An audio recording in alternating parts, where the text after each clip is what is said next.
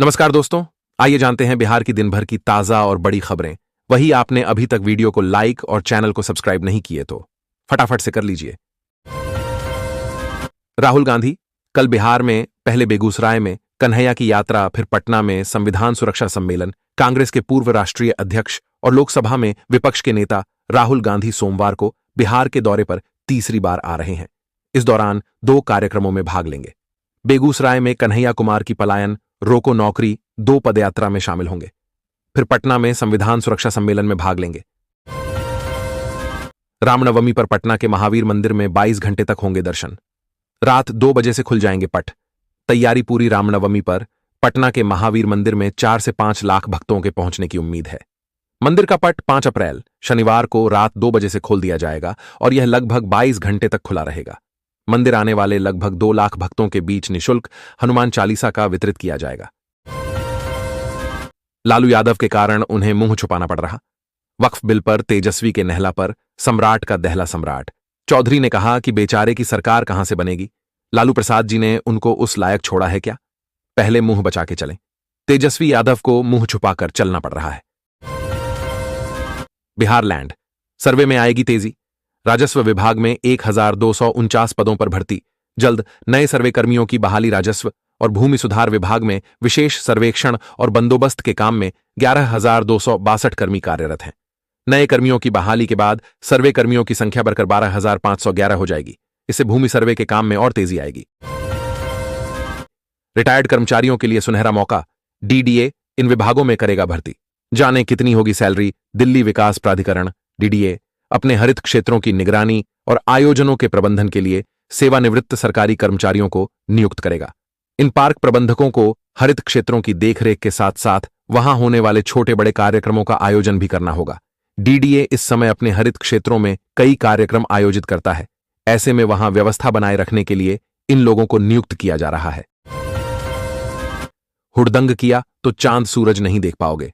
रामनवमी पर एसडीएम की उपद्रवियों को चेतावनी। मध्य प्रदेश के सेंधवा में रामनवमी शोभा यात्रा के दौरान पुलिस प्रशासन ने 500 से अधिक सीसीटीवी कैमरे और ड्रोन से निगरानी की व्यवस्था की है। साइबर टीम सोशल मीडिया पर नजर रखेगी और असामाजिक तत्वों पर पहले से कार्रवाई की गई है। 2022 के दंगा आरोपितों पर भी सख्ती बरती गई है। प्रशासन ने चेतावनी दी है कि कानून तोड़ने वालों पर राष्ट्रीय सुरक्षा कानून के तहत कार्रवाई होगी। बिहार की बिजली कंपनियों का घाटा 15% पर आया, देश के औसत से भी कम। 20 साल पहले 59% बिहार की दोनों वितरण कंपनियां नॉर्थ व south Bihar power distribution company limited ने अपना तकनीकी व व्यावसायिक नुकसान 15.50% तक लाने में सफलता प्राप्त की है। 2 दशक पहले बिहार में बिजली नुकसान 59.15% था। जेडीयू के 5 सुझाव, जिनके चलते वक्फ बिल पर बनी केंद्र से बात। नए खुलासे से बिहार में तेज हुई सियासत। बिहार पॉलिटिक्स जदयू ने वक्फ संशोधन बिल को समर्थन देने के पीछे की वजह बताई है। पार्टी का कहना है कि केंद्र सरकार ने बिल में जदयू के सभी सुझावों को मान लिया है।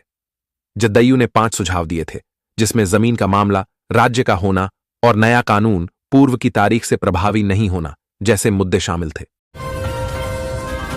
देश भर में संगठन को मजबूत करने में जुटी कांग्रेस अब बनाएगी जिला और शहर अध्यक्षों का 3 माह का रिपोर्ट कार्ड। कांग्रेस ने यह वर्ष संगठन निर्माण के लिए समर्पित किया है। इसी के तहत अलग अलग राज्यों के समूह बनाकर पार्टी अध्यक्ष मल्लिकार्जुन खड़गे व पूर्व अध्यक्ष राहुल गांधी सहित अन्य वरिष्ठ नेता जिला व शहर अध्यक्षों के साथ बैठकें कर रहे हैं। गत दिवस शीर्ष नेताओं ने उत्तर प्रदेश, बिहार, बंगाल आदि राज्यों के जिला व शहर अध्यक्षों के साथ बैठक की। पीएम मोदी आज करेंगे पंबन ब्रिज का उद्घाटन। जानें क्यों है समुद्र में इंजीनियरिंग की अद्भुत मिसाल। प्रधानमंत्री नरेंद्र मोदी रामनवमी के अवसर पर समुद्र के पानी में निर्मित देश के पहले आधुनिक वर्टिकल पंबन लिफ्ट पुल का उद्घाटन तमिलनाडु के रामेश्वरम में करेंगे। इस दौरान प्रधानमंत्री रामेश्वरम तांबरम चेन्नई नई ट्रेन सेवा और एक जहाज को हरी झंडी दिखाएंगे और पुल के संचालन को देखेंगे। इसके बाद वह रामेश्वरम में रामनाथ स्वामी मंदिर में दर्शन और पूजा करेंगे। पटना में इन 2 रूटों को कनेक्ट करने जा रही नीतीश सरकार जेपी गंगा पथ को लेकर भी आ गया नया अपडेट। पटना में 2 महत्वपूर्ण रूटों को जोड़ने वाली नई सड़क का निर्माण शुरू हो गया है। मुख्यमंत्री नीतीश कुमार ने शनिवार को जेपी गंगा पथ के तहत बन रहे पटना साहिब रेलवे स्टेशन से पटना घाट तक संपर्क पथ के निर्माण कार्य का शुभारंभ किया। इस 1.5 किलोमीटर लंबे संपर्क पथ के बन जाने से जेपी गंगा पथ की उपयोगिता बढ़ेगी और लोगों को आवागमन में सुविधा होगी। बिहार में कन्हैया के साथ राहुल गांधी करेंगे पदयात्रा। 7 अप्रैल को बेगूसराय में पलायन रोको नौकरी दो यात्रा में होंगे शामिल। बिहार के बेगूसराय में होने वाली कांग्रेस की पलायन रोको और नौकरी दो पदयात्रा में राहुल गांधी शामिल होने वाले हैं। इसके लिए कांग्रेस पार्टी के कार्यकर्ता तैयारी में जुटे हुए हैं। राहुल गांधी 7 अप्रैल को इस पदयात्रा में कन्हैया के साथ शामिल होंगे। फिलहाल कन्हैया बाकी कांग्रेस नेताओं के साथ यात्रा लगातार कर रहे हैं। Bihar teacher transfer. S Siddharth ने बताया, कब आएगी शिक्षकों की अगली तबादला सूची। बिहार शिक्षा विभाग के एसीएस सिद्धार्थ ने शनिवार को कहा कि पहले सक्षमता परीक्षा पास महिला शिक्षिकाओं की ट्रांसफर लिस्ट जारी की जाएगी। इसके बाद बीपीएससी टीचर का तबादला होगा। बिहार में शिक्षकों की ट्रांसफर पोस्टिंग पर बड़ा अपडेट आया है। शिक्षा विभाग के अपर मुख्य सचिव एसीएस सिद्धार्थ ने अगली टीचर ट्रांसफर लिस्ट के बारे में जानकारी दी है। उन्होंने कहा कि अगले 2-3 दिनों के भीतर विभाग शिक्षकों के तबादले की अगली सूची जारी कर देगा। इसमें महिला टीचर को नए स्कूलों में पोस्टिंग दी जाएगी। पुरुष शिक्षकों के स्थानांतरण के आवेदनों पर इसके बाद विचार किया जाएगा। बिहार को मिलेगी दूसरी अमृत भारत ट्रेन, पीएम मोदी इस दिन दिखाएंगे हरी झंडी। बिहार के रेल यात्रियों के लिए अच्छी खबर है। राज्य को दूसरी अमृत भारत एक्सप्रेस ट्रेन मिलने वाली है। इसे सहरसा से अमृतसर रूट पर चलाया जाएगा। प्रधानमंत्री नरेंद्र मोदी मधुबनी में प्रस्तावित कार्यक्रम से 24 अप्रैल को वर्चुअल तरीके से इसे हरी झंडी दिखाकर रवाना करेंगे। चेन्नई के अन्ना नगर यार्ड से अमृत भारत का रैक भी बिहार पहुंच गया है। इसे फिलहाल सुपौल स्टेशन पर रखा गया है। बता दें कि पिछले साल दरभंगा से दिल्ली के लिए पहली अमृत भारत ट्रेन चलाई गई थी। एवं प्रधानमंत्री आवास अंबुजा आवास को लेकर एक बैठक बीडीओ सुनील प्रकाश के अध्यक्षता में हुई। बैठक में जेई मनरेगा चंद्रशेखर मेहता, प्रकाश कुमार, सभी पंचायत सेवक, रोजगार सेवक, प्रखंड कर्मी उपस्थित थे। बीडीओ ने पंचायत वाइज सभी पंचायतों में चल रहे मनरेगा, प्रधानमंत्री आवास, अबुआ आवास एवं अन्य योजनाओं का समीक्षा किया गया। साथ ही समय सीमा के अंदर योजनाओं को जल्द पूरा करने का निर्देश दिया। बैठक में उसरंग, बैजनाथ कुमार, चंद्रशेखर मेहता, प्रकाश कुमार, नवीन तिर्की, संतोष कुमार के अलावे सभी प्रखंड कर्मी मौजूद थे। बिहार के युवाओं को बड़ी सौगात। 30 करोड़ की लागत से पटना में बन रहा कॉमन फैसिलिटी सेंटर। मुख्यमंत्री नीतीश कुमार द्वारा प्रगति यात्रा के दौरान पटना में की गई घोषणाएं अब पूरी तरह से सरजमी पर उतरने लगी हैं। स्मार्ट सिटी योजना के तहत किए गए प्रमुख प्रावधानों में से एक कॉमन फैसिलिटी सेंटर जल्दी ही शुरू होने जा रहा है। पटना के मीठापुर मेट्रो स्टेशन के पास यह सुविधा युवाओं के लिए एक बड़ी सौगात साबित होगी। 30 करोड़ रुपये की लागत से 26,000 वर्ग फुट क्षेत्र में बन रहा कॉमन फैसिलिटी सेंटर अब अपने अंतिम चरण में है।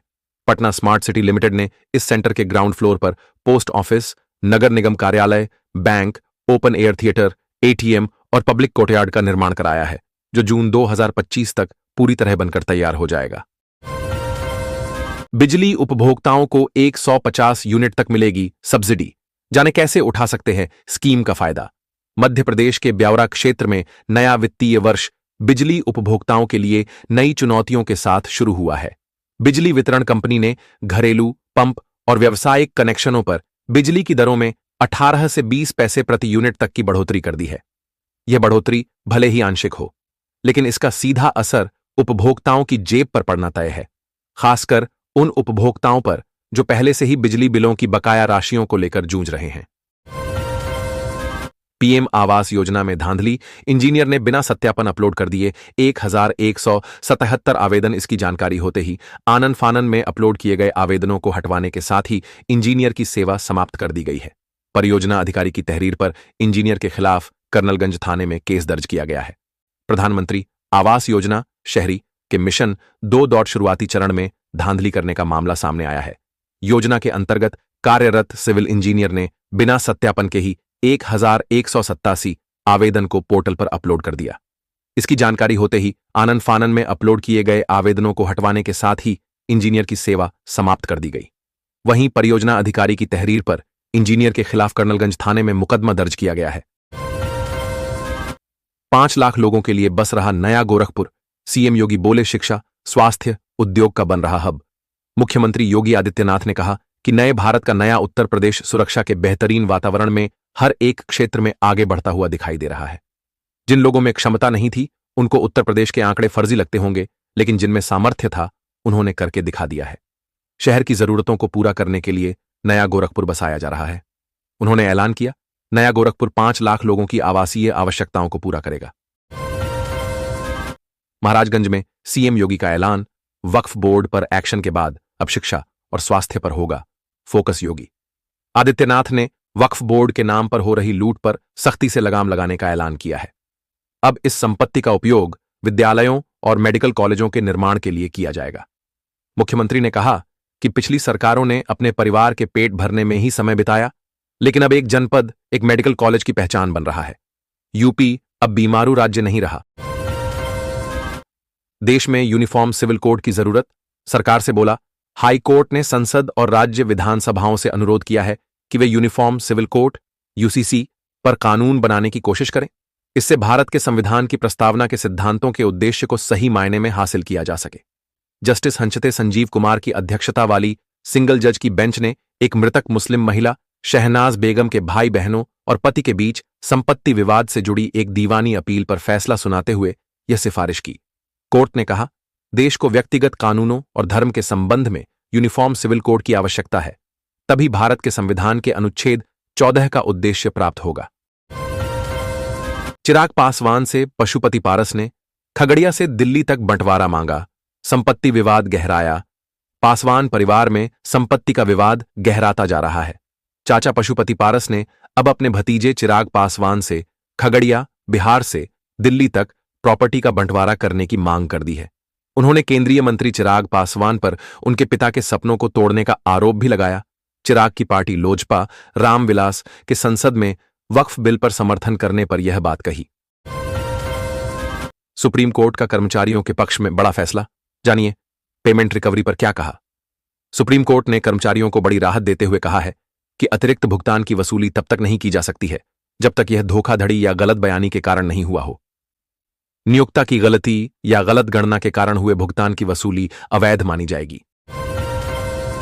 2500 रुपये में मिल रही दिल्ली के लिए फ्लाइट टिकट, डिटेल PRH कर तुरंत करें बुकिंग। अकासा एयर ने दरभंगा से दिल्ली के लिए हवाई यात्रा को और भी किफायती बना दिया है। अब आप सिर्फ 2499 रुपये में दरभंगा से दिल्ली की हवाई यात्रा कर सकते हैं। यह ऑफर 14 जुलाई से 25 जुलाई तक वैध है। अकासा एयर की यह दर स्पाइसजेट और इंडिगो एयरलाइंस से 1.5 गुना कम है। अकासा की फ्लाइट में हवाई चप्पल वाले यात्रियों को मौका मिल रहा है। पहली बार अकासा एयरलाइंस दरभंगा और दिल्ली के बीच 2499 रुपये में हवाई सफर का अवसर दे रहा है। अब तक दिल्ली के लिए कम से कम 2799 रुपये पर टिकट मिल रहा था, लेकिन अब 2500 में एक टिकट मिल रहा है। यह दर 14 जुलाई से 25 जुलाई तक दिल्ली और दरभंगा के बीच लग रहा है।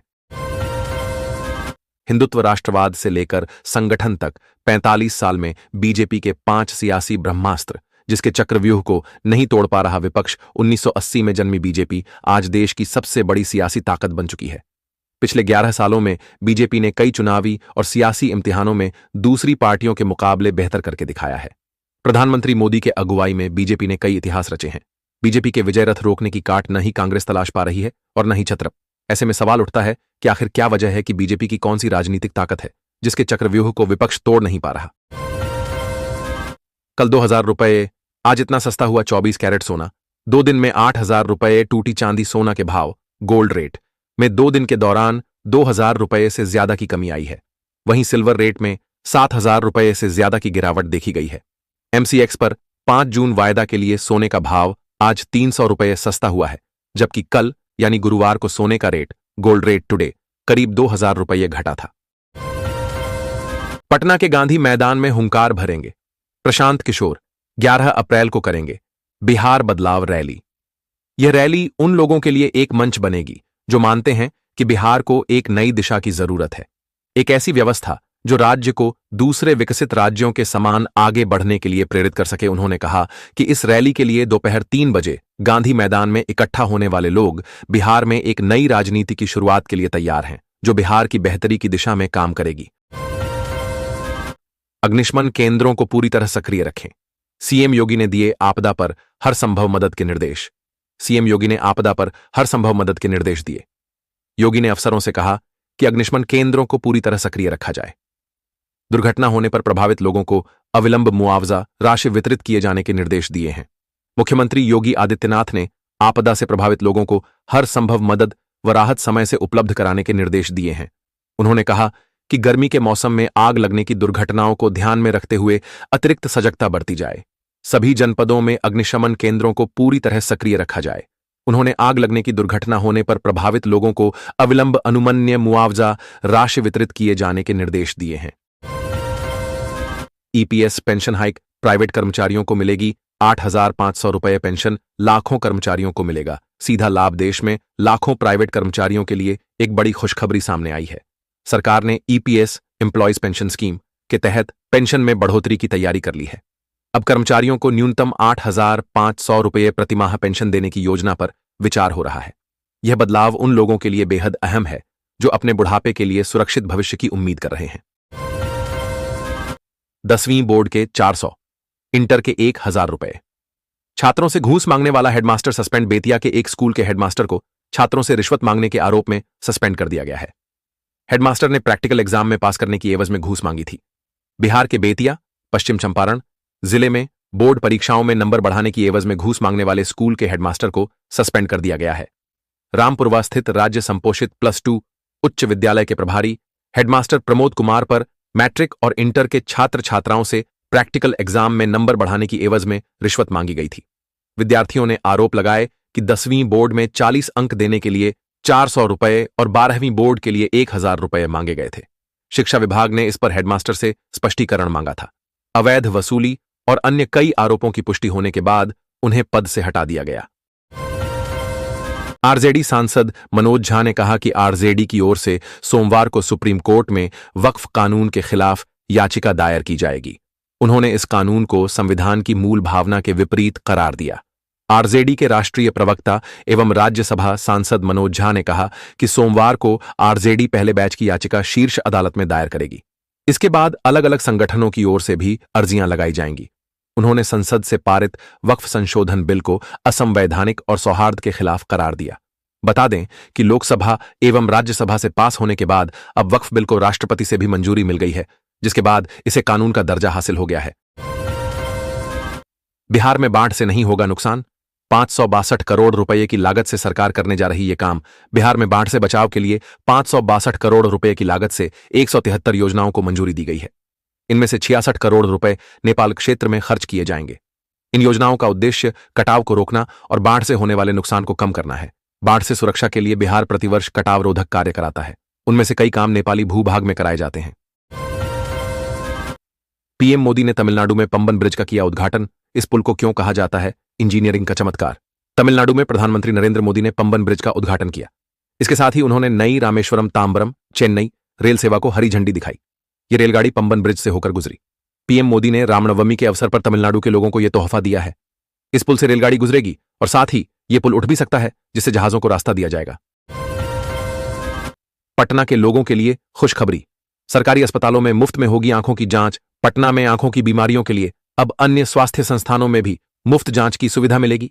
निजी एजेंसी के साथ करार कर अस्पतालों में विजन सेंटर खोले जाएंगे। इन सेंटरों पर मरीजों की आंखों की जांच होगी, उन्हें चश्मा दिया जाएगा। मोतियाबिंद की पहचान और बुनियादी नेत्र रोगों का पता लगाने के साथ ही जरूरत पड़ने पर मरीजों को डॉक्टरी परामर्श या ऑपरेशन के लिए रेफर किया जाएगा। केंद्र ने बिहार के लिए 588 करोड़ रुपए अतिरिक्त फंड किया।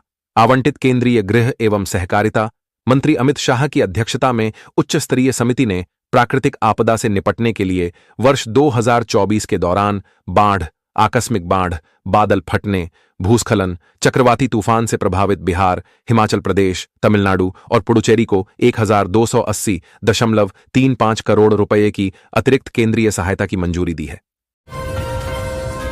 पीएम आवास योजना के लिए ग्रामीण सर्वे रजिस्ट्रेशन शुरू। पीएम आवास योजना ग्रामीण सर्व को लेकर काफी बड़ी और खुशी की खबर सामने आई है। खबर यह है कि अब सरकार ने पीएम आवास योजना ग्रामीण के सर्वे की तारीख को आगे बढ़ा दिया है। इसलिए अब आवेदनकर्ता 30 अप्रैल 2025 तक सर्वे में भाग ले सकते हैं। इस प्रकार से आवास प्लस एप्लीकेशन के माध्यम से पात्रता रखने वाले ग्रामीण निवासी स्वयं सर्वेक्षण कर सकते हैं। तो अब घर बैठे ही ग्रामीण व्यक्ति सर्वे का हिस्सा बनकर सरकार से पक्के घर के लिए मदद प्राप्त कर सकते हैं। 6 अप्रैल 2025। इस दिन 14.2 किलोग्राम का एलपीजी सिलेंडर आपको कितने में मिलेगा? आपके शहर में रसोई में इस्तेमाल होने वाले एलपीजी सिलेंडर की कीमत कितनी है? झारखंड में आज सबसे महंगा गैस सिलेंडर कहां है? सबसे सस्ता सिलेंडर 6 अप्रैल को झारखंड में कहां मिलेगा? आपके सभी सवालों का जवाब यहां मिलेगा।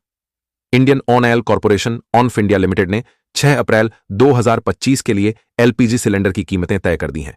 झारखंड की राजधानी रांची में रविवार 6 अप्रैल 2025 को 14.2 किलो का एलपीजी सिलेंडर 860.50 रुपए में मिलेगा।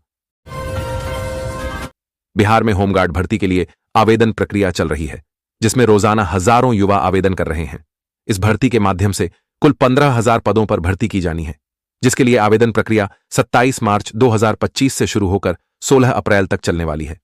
आवेदन आधिकारिक वेबसाइट www.onlinebhgbihar.gov.in से की जा सकती है। यह भर्ती केवल बिहार के निवासियों के लिए है और जिला स्तर पर आयोजित की जाएगी। आवेदक केवल अपने स्थायी निवास जिले की वैकेंसी के लिए आवेदन कर सकते हैं। यदि कोई उम्मीदवार एक से अधिक जिलों के लिए आवेदन करता है तो उसका आवेदन निरस्त कर दिया जाएगा।